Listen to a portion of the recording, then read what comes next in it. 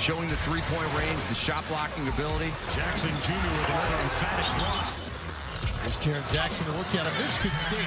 Jackson Jr. The ceiling is unbelievably high. One of the better young kids. That's all you heard from everybody around the draft. Big reason. Dad played in the game. He grew up around the game. A very mature kid. Yet at the same time, guys, Jaren Jackson in college didn't really get a chance to show off what he could do because they had so much talent at Michigan State, and he still really is raw when you look at his size, his length and ability, and he could shoot the basketball. And there are those that are saying this may be the best player to come out of last year's draft. Extremely talented, extremely skilled. I like the pedigree part of it. His dad played in the league 13 years. Dad won a championship along the way. Yet it wasn't easy for his dad. He went undrafted coming out of Georgetown.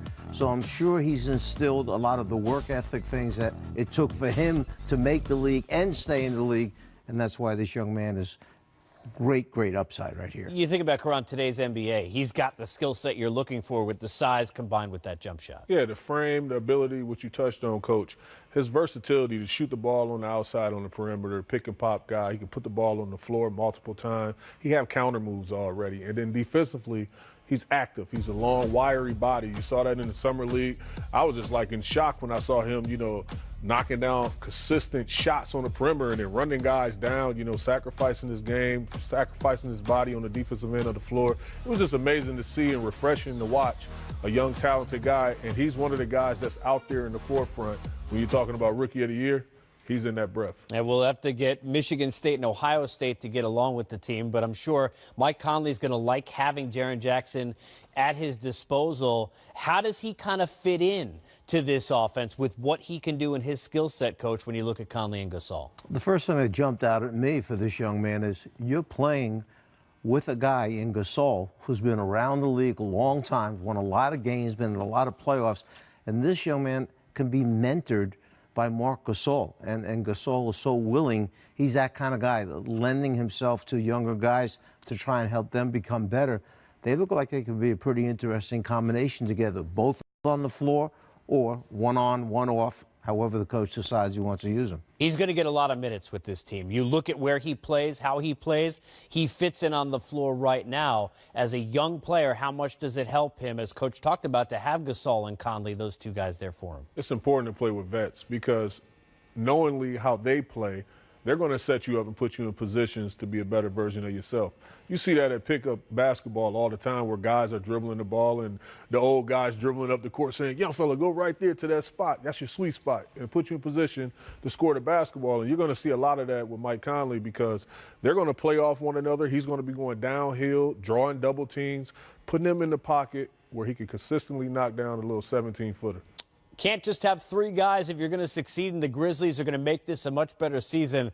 Let's take a look at the depth chart as we continue to preview where they're at moving ahead into this season. And the addition of Kyle Anderson, Karan, I know you like that for this team. I really do. Slow-mo, I love his skill set. I love what he brings to the game. And just being in with the San Antonio Spurs for a couple of seasons, I think he can help them a lot with, pace of the game, flow, size up, skill set. Omri Caspi also, too. He's another guy that's a veteran guy, was on that championship team last year with the Warriors. So slow-mo, though, I really love his game, man. I love his efficiency from an offensive standpoint. This a welcoming sight to have him on that ball club. We saw a couple of guys at Oregon, Coach, in that great team they had in college a couple of years ago. One, Jordan Bell, have a lot of success with the Warriors. The other didn't get as much attention, but Dylan Brooks had a very, very nice first season with this team.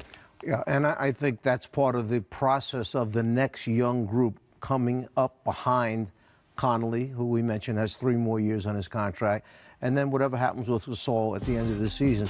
But they like some of these young guys. This is one of them who showed them when he got minutes on the floor that I can be a pretty good NBA player, so I would expect to see him in the rotation on a regular basis. Yeah, Brooks was a guy who last year got some great minutes, but now getting him next to Conley again, you go back to that. It's tough not to think, Karan, that that's going to be a major help for him.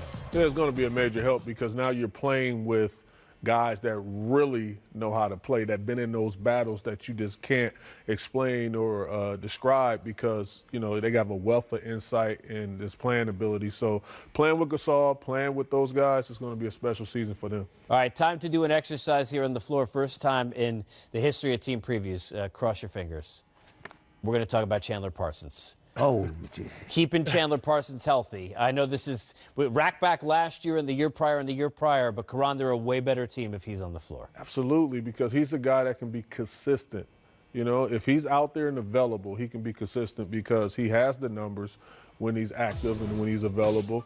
And that's just been his Achilles heel, you know, being out there on a consistent basis where, you know, he's available for this ball club. But I love his energy. I love that he's always on the sideline encouraging.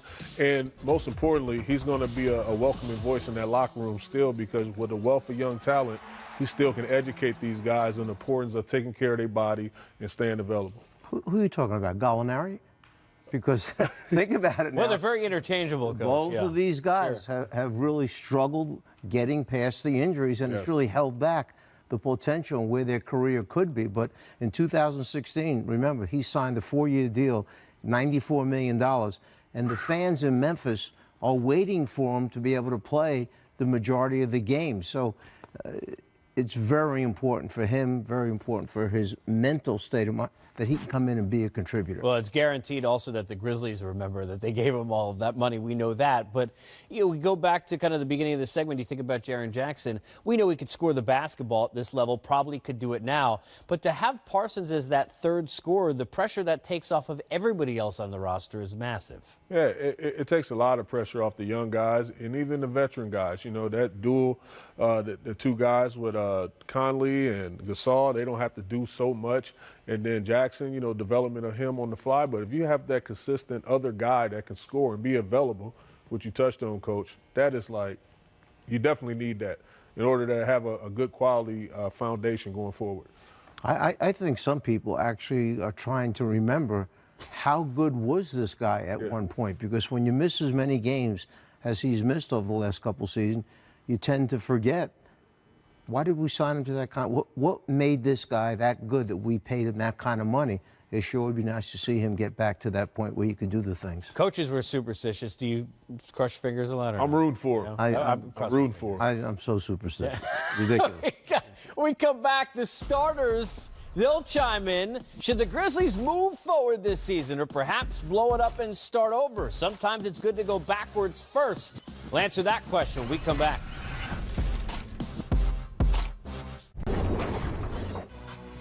Mike Conley, that's a big smile. Feels healthy, great contract, and playing golf at the State Farm Showdown. The question is, should he be on the move? The starters break down, true or false? The Grizz should actually blow it up.